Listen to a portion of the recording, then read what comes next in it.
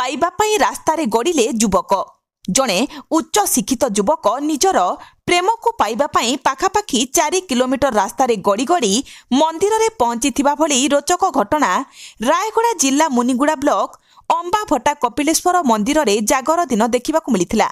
ସୂଚନାରୁ ଜଣାପଡ଼ିଛି, ମୁନିଗୁଡ଼ା ବ୍ଲକ ଇଚ୍ଛାପୁର ପଞ୍ଚାୟତ ଡାଙ୍ଗବାଡ଼ି ଗ୍ରାମର ଗୁରୁ ଦାସ ଡଙ୍ଗରୀ ଓ ମରିଚ ଡଙ୍ଗରୀଙ୍କ ପୁଅ ଲୋକନାଥ ଡଙ୍ଗରୀ ଜଣେ ଯୁବତୀଙ୍କୁ ପ୍ରେମ କରୁଛନ୍ତି ଏବଂ ଅଜାଣତରେ ଗୋଟିଏ ଭୁଲ ହୋଇଯାଇଛି।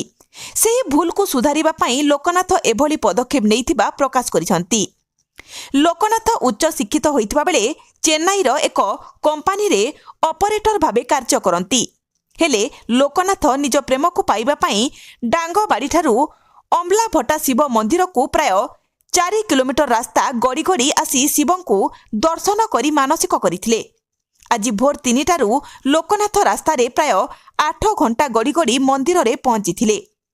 ଆଜି ପୁଅର ଶାଶ୍ୱତ ପ୍ରେମକୁ ସାର୍ଥକ କରିବା ପାଇଁ ଉଭୟ ପିତାମାତା ଓ ସମ୍ପର୍କୀୟ ରାସ୍ତାରେ ଗଡ଼ି ଗଡ଼ି ଯାଉଥିବା ସମୟରେ ବସ୍ତ୍ର ପକାଇ ସହାୟତା କରୁଥିବା ଦେଖିବାକୁ ମିଳିଥିଲା।